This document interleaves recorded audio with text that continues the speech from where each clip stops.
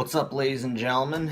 Today I want to talk about why collectibles are not suitable for being investments. Now, before we get into this, I want to say that I am a collector. I love all the little knickknacks, doodads, action figures. I love these things. I live for these things. I have these all over the place, and I would die without them. I can insulate my house with how many of these that I have. I used to sell these on eBay. I have friends that currently sell things on eBay, and so basically I've been doing this for about 15 years, and one thing I want to warn everybody about is that collectibles definitely are not investments. I'm not saying that there is no money to be made within collectibles, because everyone who's ever sold anything off eBay can tell you a story of awesome money that they made selling old collectibles. So yeah, let's just get right into it. So basically, we have these action figures. Now, when I say collectibles, I mean things that are manufactured. I mean things that are sold to be consumer items, not things that are military, not things that are government, and not things that like money. I'm not including money basically. So new money won't get you much. Stamps, old stamps still have a price. New stamps not so much. And let me get into why here. So here I have a beautiful old school speeder. And man, when I was a kid, this thing was worth so much money. This thing was worth so much. I went to flea markets. I saw the old school, the old school Star Wars figures. Man, 15 bucks, 25, 50, 75. This stuff, just like this. Big money.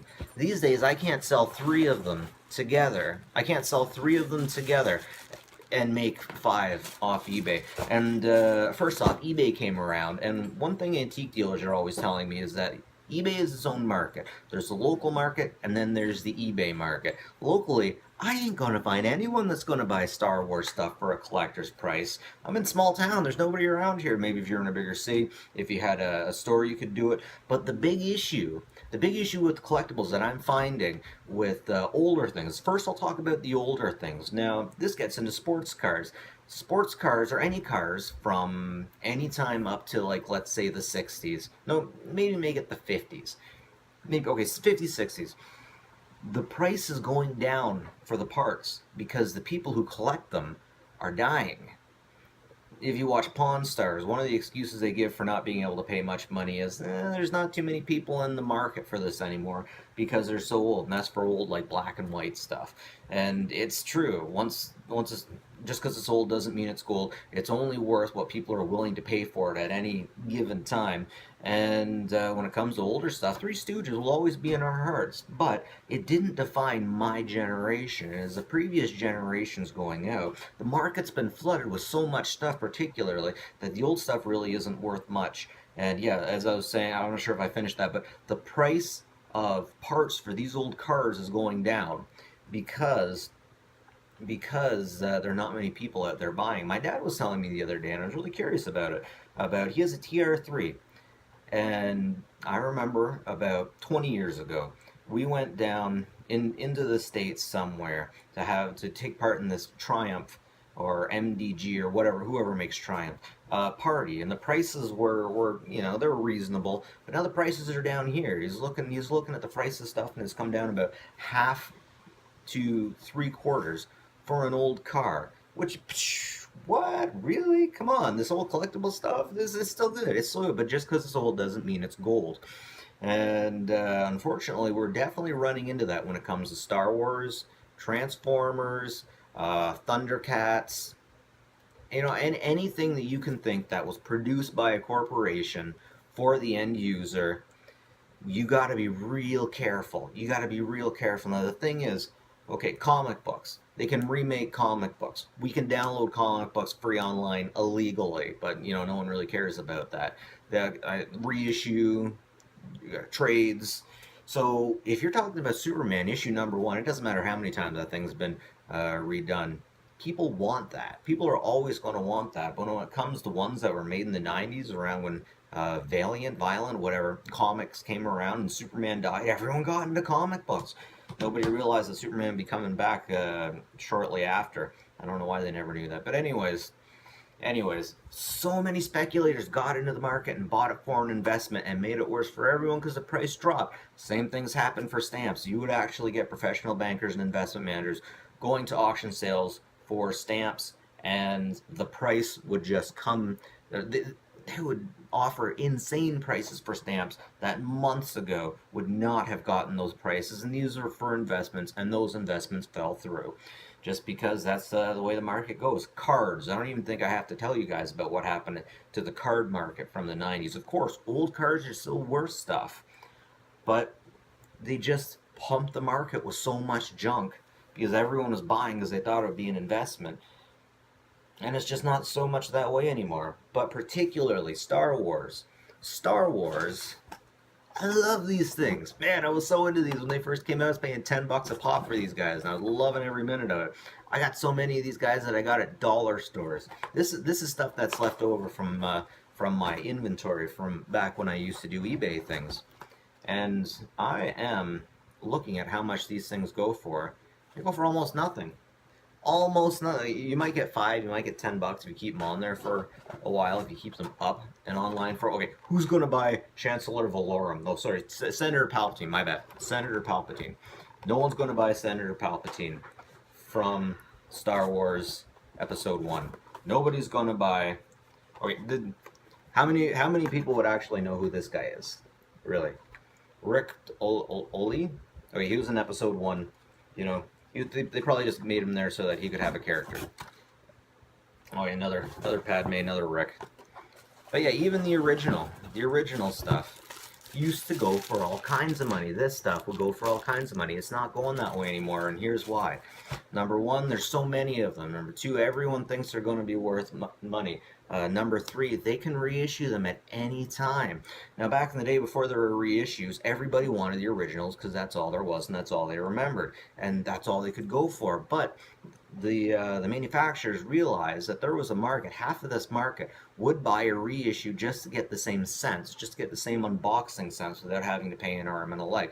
And because of that, the demand went down for this original stuff. And because of that, and because eBay came around and totally changed the market, now we have a global market. Everyone's going for their old stuff and throwing it online. Even if you collect this stuff, at a certain point in time, your life will probably change and you'll no longer want to collect this stuff, so you'll put it up for sale. Unfortunately, because of all this stuff, especially one thing I got to get into too is the way Disney took over and are making horrible figures. Horrible figures. I had seen the Clone Wars had a 2-for-1 kind of thing. You got two figures that were horribly made, found them at the dollar store for $2.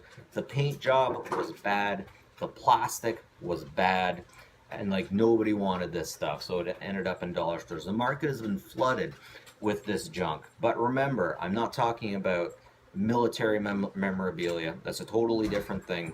You can remake some of this stuff, but it's not going to be on the same scale. However, prices will come and go with military stuff. If you're getting close to the anniversary of the War of 1812 or something like that, the Civil War, it will always be a really big thing.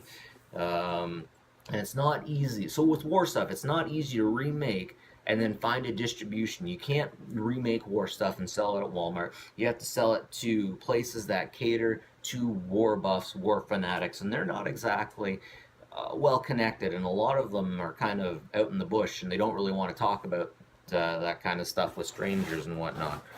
But when it comes to Star Wars, when it comes to collectibles, especially when it comes to collectibles aimed at people who are not adults. Okay, Star Wars you could say is kind of aimed at both, but when the series came out, the target audience was young people. We grew up with it, we loved it, but I'm gonna say that the Star Wars stuff was aimed at kids because that's like the target audience. That is the target audience. Trying to see. Okay, and this is Canadian. So when I sell this as Canadian, let's face it, most of the consumers are in America. I'm in North America. Most of my consumers are going to be American. And while some of that stuff is worth a little more, some isn't. But at the same time, I gotta say, when I watched what was it? Storage Wars. There was hey, look at it, Star Wars figures. They had Canadian Boba Fett figures that had closeout stickers on them that were about I think it was about $2 or $1 from Zellers.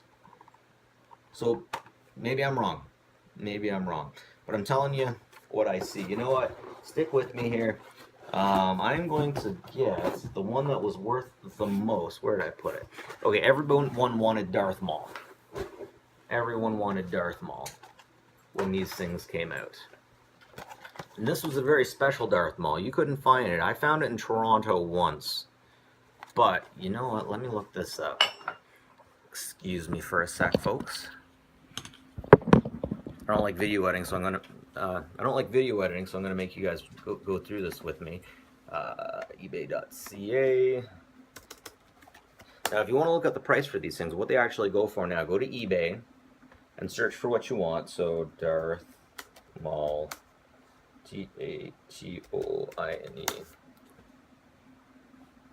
Okay, Darth Maul from Tatooine. The two figures are going for about $20 for the both of them. There's another one. This one is going for $6.25.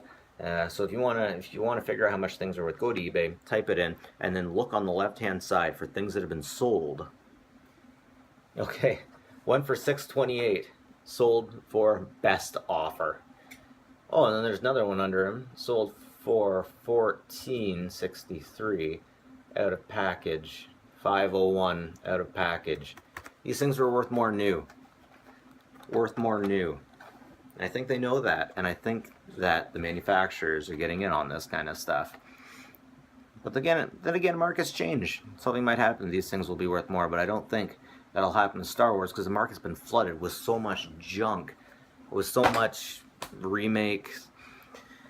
Ever since Episode 3 came out, I don't think there's been a time when Star Wars was not part